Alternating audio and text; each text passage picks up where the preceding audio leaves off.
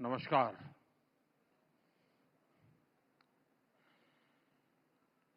आज सुबह से ही भारत मंडपम का ये मंच एक जीवंत प्लेटफॉर्म बना हुआ है। अभी मेरा आपकी टीम से मिलने का मुझे मौका मिला कुछ मिनट के लिए। ये समिट बहुत विविधता से भरी रही है।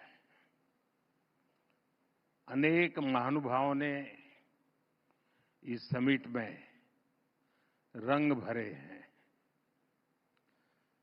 मुझे विश्वास है आप सभी का भी अनुभव बहुत ही अच्छा रहा होगा। इस समिट में बहुत बड़ी संख्या में युवाओं और महिलाओं की उपस्थिति ये अपने आप में शायद उसका यूनिकनेस बन गया है। खासतौर पे यहाँ हमारी ड्रोन दीदियों ने, लखपति दीदियों ने जो अपने अनुभव साझा किए, जब मैं इन सब एंकर से मिला अभी, मैं देख रहा था इतने उमंग से वो अपना अनुभव बता रही थी। उनके एक एक डायलॉग उनको याद थे। यानी अपने आप में ये बड़ा प्रेरित करने वाला अवसर रहा है। साथियों, ये उस बदलते भारत का प्रतिबिंब है जो हर क्षेत्र में अपनी आवाज बुलंद कर रहा है। इस बदलते भारत का सबसे बड़ा सपना है 2047 तक विकसित भारत।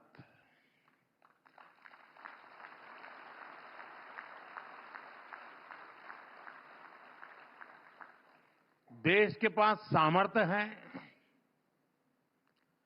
देश के पास संसाधन है और देश के पास इच्छा शक्ति भी है। स्वामी विवेकानंद जी कहते थे, उठो, जागो और तब तक नहीं रुको जब तक अपना लक्ष्य प्राप्त न कर लो। आज वही भावना मैं हर देशवासी में देख रहा हूं। विकसित भारत के लक्ष्य की प्राप्ति में ऐसे मंथन, ऐसी चर्चाएं और उसमें भी युवाओं की भागीदारी, इसकी बहुत बड़ी भूमिका है। आपने इतनी शानदार समिट का आयोजन किया और इसके लिए मैं मेरे मित्र अतिदेव सरकार जी को, मेरा पुराना साथी रजनीश को और एबीपी नेटवर्क की पूरी टीम को बहुत बधाई देता हूं।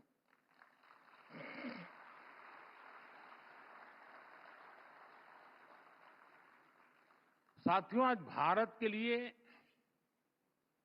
एक ऐतिहासिक दिन है।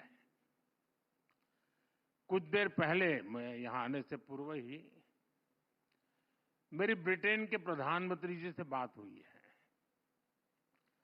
और मुझे ये बताते हुए खुशी है कि India UK free trade agreement अब फाइनल हो चुका है।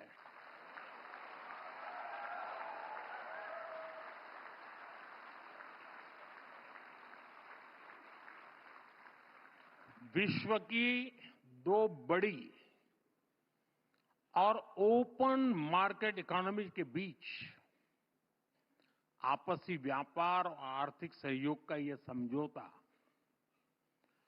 दोनों देशों के विकास में नया अध्याय जोड़ेगा। यह हमारे युवाओं के लिए बहुत बड़ी खुशखबरी है। इससे भारत में इकोनॉमिक एक्टिविटी को बूस्ट मिलेगा और इंडियन बिजनेसेस और एमएसएमईज के लिए नई अपॉर्चुनिटीज के रास्ते खुलेंगे। आपको पता है, कुछ ही समय पूर्व हमने यूएई, ऑस्ट्रेलिया, मॉरिशस इनके साथ भी ट्रेड एग्रीमेंट साइन किए हैं। यानी भारत आज सिर्फ रिफॉर्म से नहीं कर रहा, बल्कि दुनिया के साथ एक्टिवली एंगेज करके अपने आप को एक वाइब्रेंट ट्रेड और कॉमर्स हब बना रहा है। साथियों, बड़े निर्णय लेने के लिए, अपने लक्ष्यों की प्राप्ति के लिए जरूरी है कि देश का हित सर्वोपरि रखा जाए।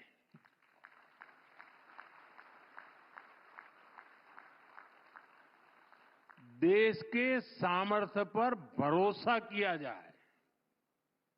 लेकिन दुर्भाग्य से हमारे देश में दशकों तक एक विपरीत धारा बही और देश ने इसका बहुत नुकसान उठाया। एक दौर था जब कोई भी बड़ा फैसला लेने से पहले, कोई बड़ा कदम उठाने से पहले ये सोचा जाता था कि दुनिया क्या सोचेगी, वोट मिलेगा या नहीं मिलेगा, कुर्सी बचेगी कि नहीं बचेगी, कहीं वोट बैंक छिटकेगा तो नहीं। भांति भांति के स्वार्थों के कारण बड़े फैसले, बड़े रिफॉर्म्स टलते ही जा रहे थे। साथियों, कोई भी देश ऐसे आगे नहीं बढ़ सकता है। देश तो तब आगे बढ़ता है जब फैसलों की एकमात्र कसौटी हो नेशन फर्स्ट, राष्ट्र प्रथम। बीते एक दशक में भारत इसी नीति को लेकर चला है और आज हम इसके परिणाम भी देख रहे हैं। साथियों, पिछले 10-11 साल में हमारी सरकार ने एक के बाद एक ऐसे निर्णय लिए हैं जो दशकों से लटके, अटके और भटके हुए थे, जो राजनीतिक इच्छा शक्ति के अभाव में डिब्बों में बंद हो गए थे। अब जैसे एक उदाहरण हमारे बैंकिंग सेक्टर का है। बैंकिंग सेक्टर जो इकोनॉमी की रीढ़ होता है, पहले ऐसी कोई समिट नहीं होती थी जो बैंकों के घाटे पर बात किए बिना पूरी होती हो। और वाकई 2014 से पहले हमारे देश में बैंक पूरी तरह बर्बाद होने के कगार पर थे। अब आज क्या स्थिति है? आज भारत का बैंकिंग सेक्टर दुनिया के सबसे मजबूत सिस्टम में से एक है।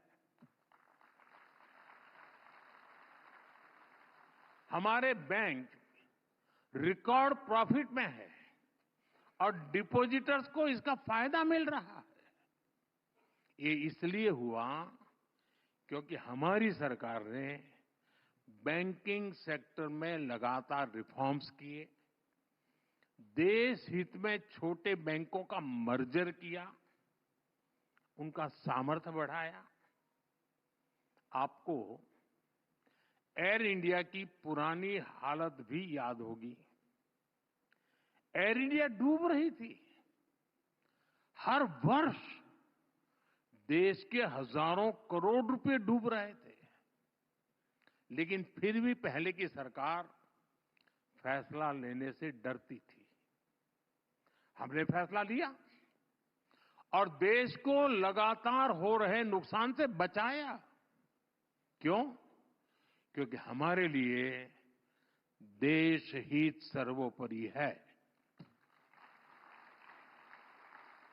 साथियों, हमारे देश के पूर्व प्रधानमंत्री ने माना था कि अगर सरकार 1 रुपया गरीब को भेजती है तो उसमें से 85 पैसा लूट जाता है। सरकारें बदलती रही, साल बीतते रहे, लेकिन गरीब के हक का पूरा पैसा उसे मिले, इस दिशा में ठोस काम नहीं हुआ। गरीब का पूरा पैसा गरीब को मिले, 1 रुपया दिल्ली से निकले तो 100 के 100 पैसे उसके पास पहुंचने चाहिए। इसके लिए हमने डायरेक्ट बेनिफिट ट्रांसफर की व्यवस्था की। और इससे सरकारी स्कीम्स में लीकेज रुकी, लाभार्थियों तक सीधे बेनिफिट पहुंचा। सरकार की फाइलों में 10 करोड़ ऐसे फर्जी लाभार्थी थे, ये जरा समझना। 10 करोड़ ऐसे फर्जी लाभार्थी थे जिनका कभी जन्म भी नहीं हुआ था और उन्हें पूरे ठाठ से सारी सुविधाएं मिल रही थी। 10 करोड़। पहले वाले यही सिस्टम बनाकर गए थे। हमारी सरकार ने इन 10 करोड़ फर्जी नामों को सिस्टम से हटाया और डीबीटी के माध्यम से सीधा पूरा का पूरा पैसा गरीबों के बैंक खातों में भेजा।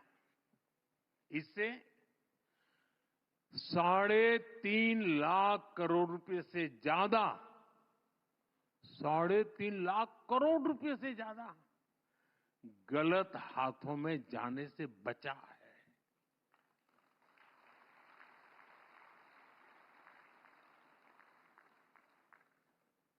मतलब ये आपका पैसा बचाया है। पैसा आपका बचा, गाली मोदी ने खाई।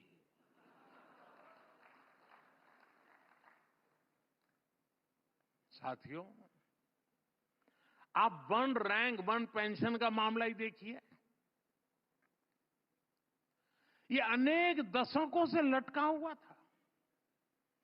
पहले ये तर्क देकर इसको ठुकराया जाता था कि इससे सरकारी खजाने पर बोझ पड़ेगा। हमारी सरकार ने देश की रक्षा के लिए जीवन खपाने वालों के हित को सर्वोपरि रखा। आज ओआरओपी से लाखों लाख सैनिक परिवारों का फायदा हो रहा है। अब तक हमारी सरकार ओआरओपी के 1.25 लाख करोड़ रुपए से ज्यादा पूर्व फौजियों को दे चुकी है।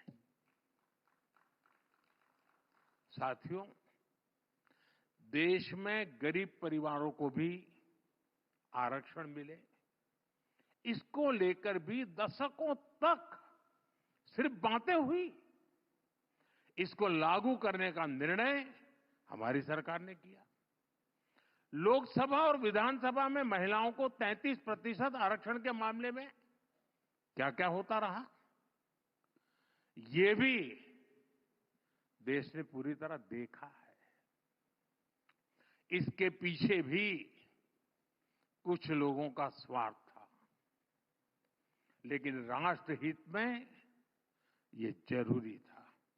इसलिए हमारी सरकार ने लोकसभा विधानसभा में विमेन रिजर्वेशन का कानून बनाकर नारी शक्ति को सशक्त किया। साथियों, अतीत में कितने ही ऐसे विषय रहे जिन पर चर्चा करने के लिए ही कोई तैयार नहीं था। डर था कि कहीं वोट बैंक नाराज हो जाए तो।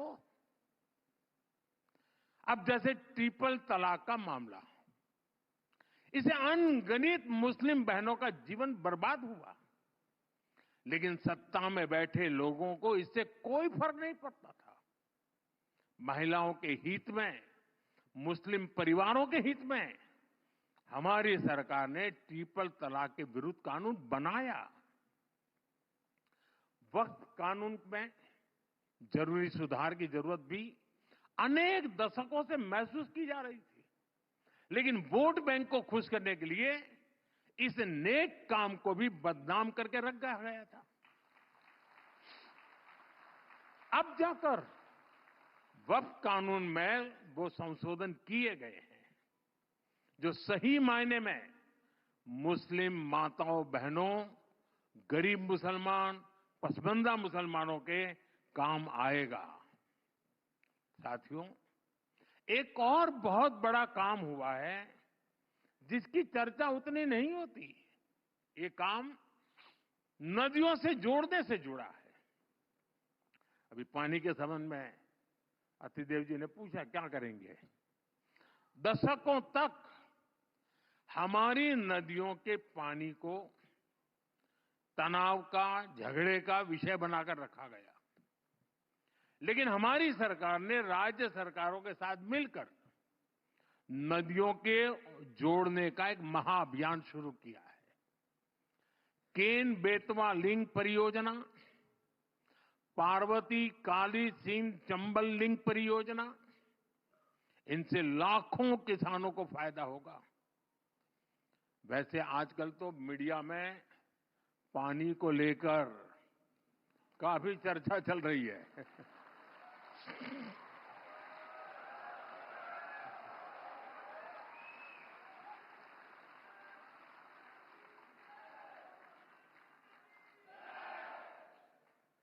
आप बहुत जल्दी समझ जाते हैं।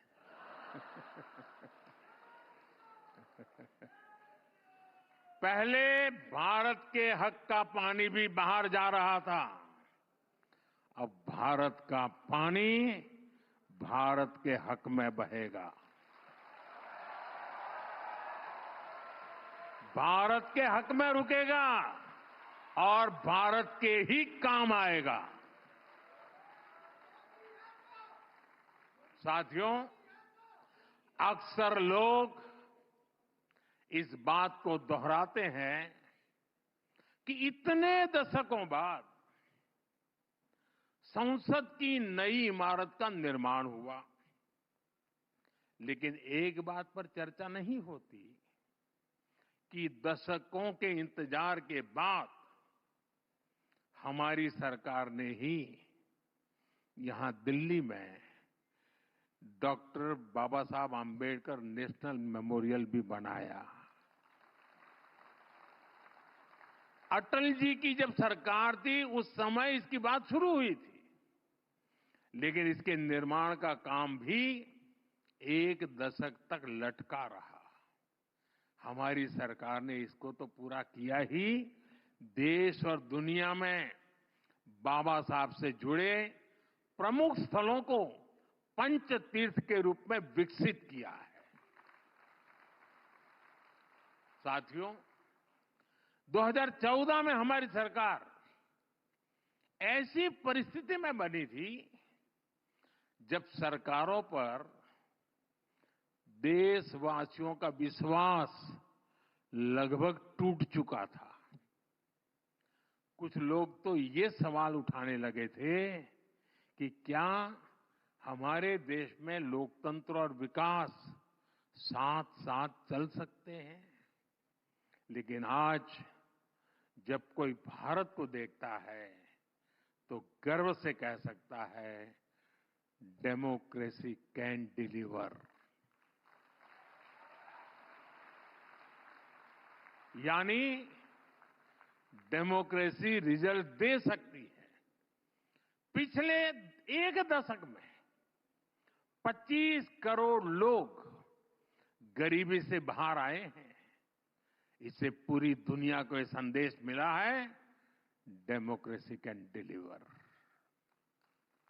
जिन करोड़ों छोटे उद्यमियों को मुद्रा योजना से लोन मिला, उन्हें आज महसूस होता है कि डेमोक्रेसी कैन डिलीवर। हमारे देश में दर्जनों जिलों को पिछड़े होने का ठप्पा लगाकर अपने हाल पर छोड़ दिया गया था।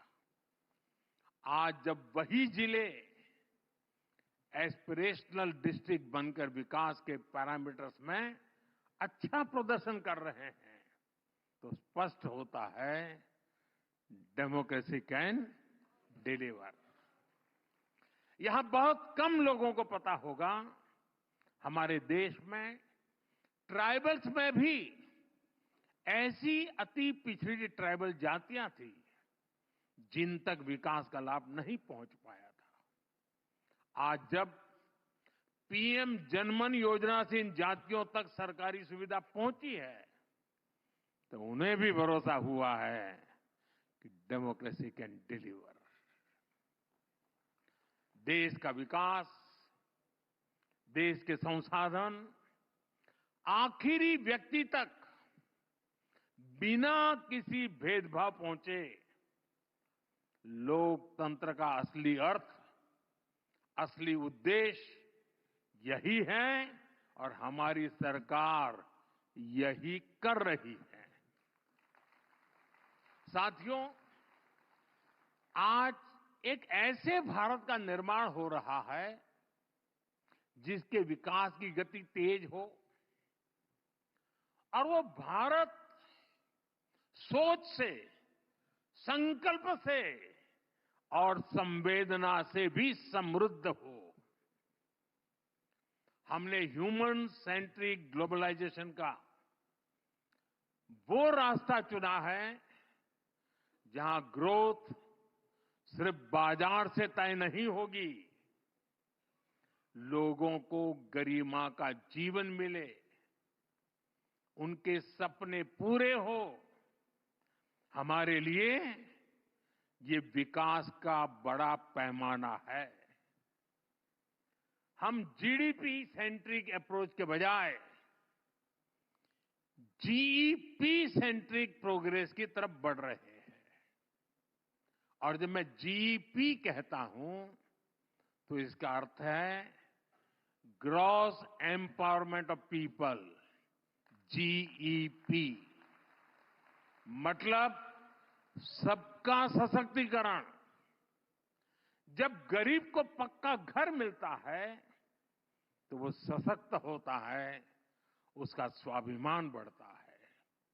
जब गरीब के घर में शौचालय बनता है तो उसे खुले में शौच के अपमान और पीड़ा से मुक्ति मिलती है। जब आयुष्मान भारत योजना से गरीब को 5 लाख रुपए तक का मुफ्त इलाज मिलता है तो उसके जीवन की बहुत बड़ी चिंता कम होती है।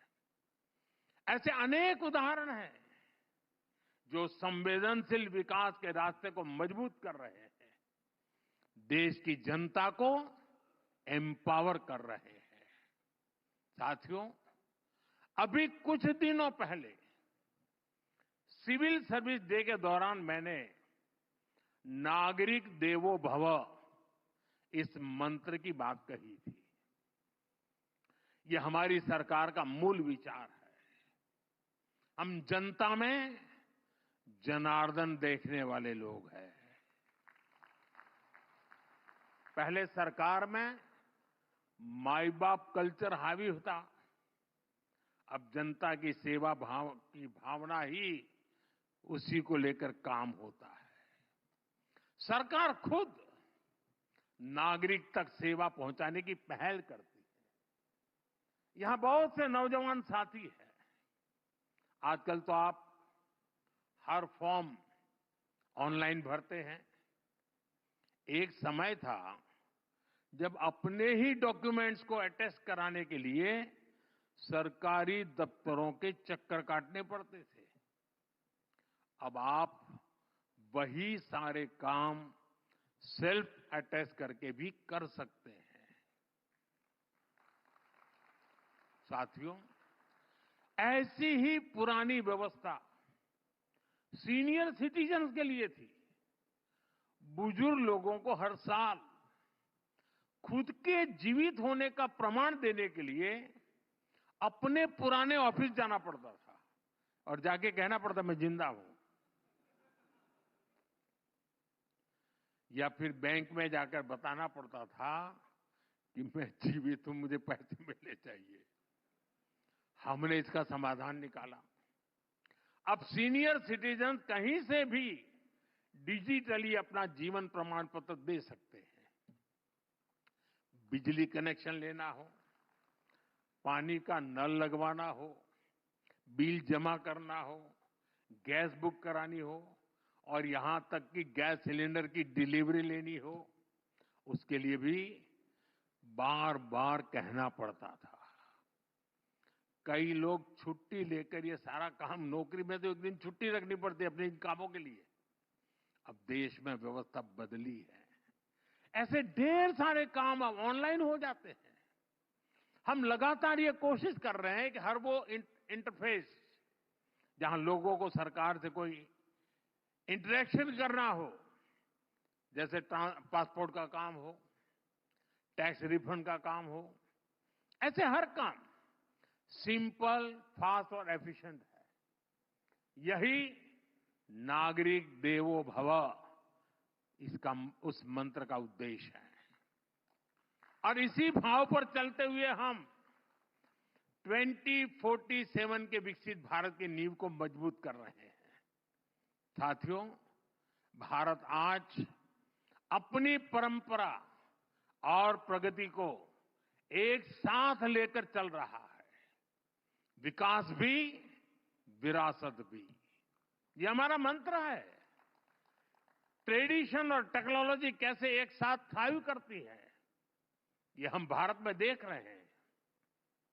आज हम डिजिटल ट्रांजैक्शन में दुनिया में टॉप के देशों में हैं और साथ ही हम योग और आयुर्वेद के ट्रेडिशन को भी पूरी दुनिया में ले जा रहे हैं। आज दुनिया भारत में निवेश करने के लिए उत्सुक है। बीते एक दशक में रिकॉर्ड एफडीआई भारत में आया है और साथ ही चोरी की गई कलाकृतियां और दूसरा सामान भी रिकॉर्ड संख्या में भारत आ रहा है। आज भारत दुनिया का दूसरा सबसे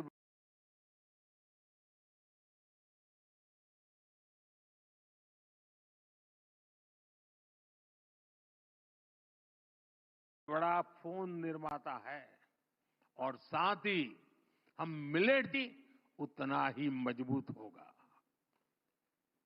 हम हजार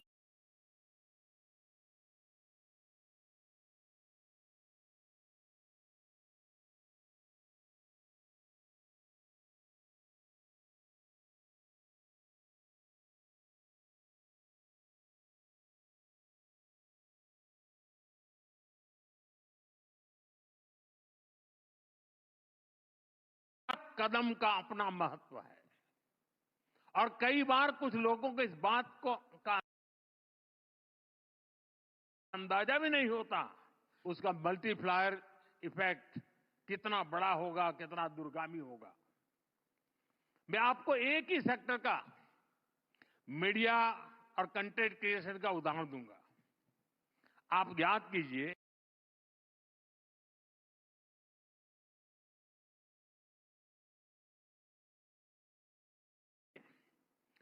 10 साल पहले जब मैं डिजिटल इंडिया की बात करता था, तब कई लोग बहुत सारी आशंकाएं व्यक्त करते थे। लेकिन आज डिजिटल इंडिया हमारे जीवन का एक सहज हिस्सा हो चुका है।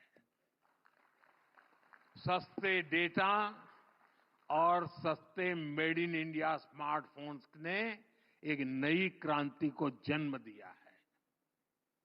डिजिटल इंडिया से कैसे ईज ऑफ लिविंग बढ़ी है, ये हम सब देख रहे हैं।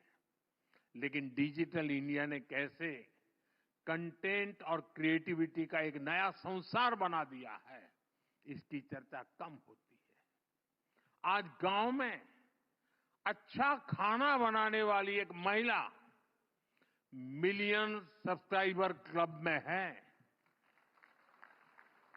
किसी आदिवासी क्षेत्र का युवा अपनी लोक कला से दुनिया भर के दर्शकों को जोड़ रहा है।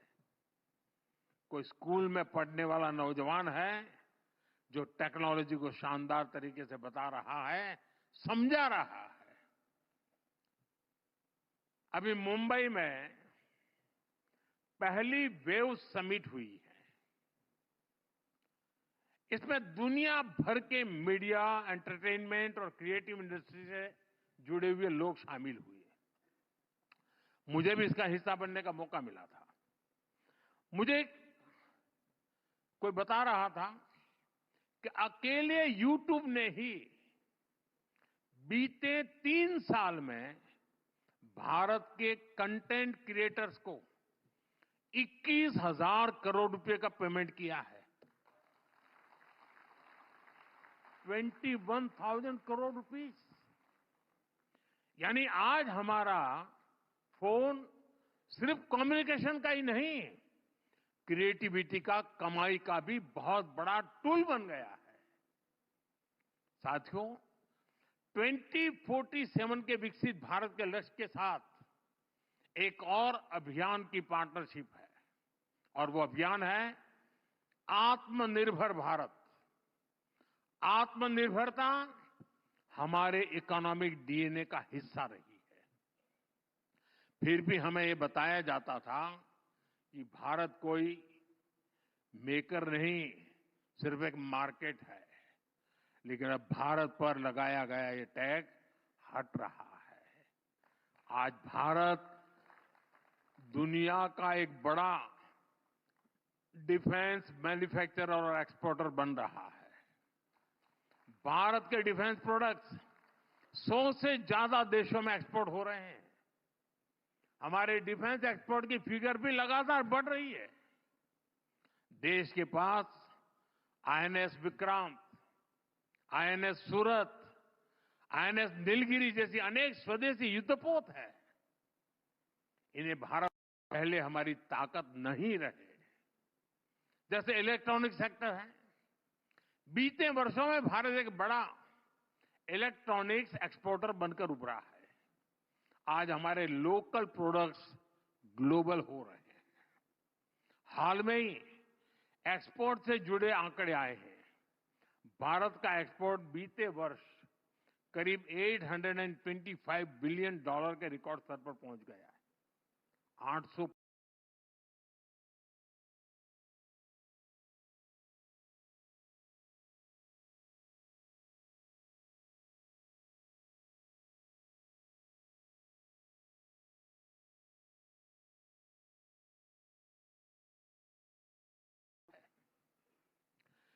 मैन्युफैक्चरिंग की ये ताकत भारत के लोगों की पहचान, क्रिएटर्स, इनोवेटर्स और डिसरप्टर्स के रूप में आज दुनिया में उसकी एक पसंद बना रही है। साथियों, ये दशक आने वाली सदियों के लिए भारत की दिशा तय करने वाला है। ये देश का नया भाग्य लिखने का कालखंड है। ये स्पिरिट मैं देश के हर नागरिक में देख रहा हूं। देश के हर संस्थान, हर सेक्टर में देख रहा हूं। इस समिट के दौरान भी यहां जो चर्चा हुई है, उसमें भी हमने यही महसूस किया है। मैं एक बार फिर एबीपी नेटवर्क को इस समिट के लिए बहुत बहुत बधाई देता हूं और मुझे भी, क्योंकि अब देर रात होने वाली है, फिर भी आप इतनी बड़ी तादाद में यहां मौजूद हैं, ये भी अपने आप में उज्जवल भविष्य की निशानी है।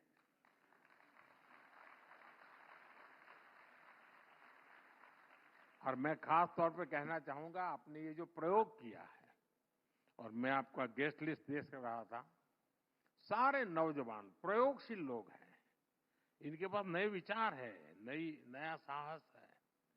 देश ने जिसने भी सुना होगा, उनको उनका आत्मविश्वास पैदा हुआ होगा। अच्छा, हमारे देश में ये ताकत पड़ी है। तो आपने एक बहुत बड़ा काम किया है, अच्छा काम किया है और इसके लिए आप अभिनंदन के अधिकारी हैं। बहुत बहुत धन्यवाद। नमस्कार।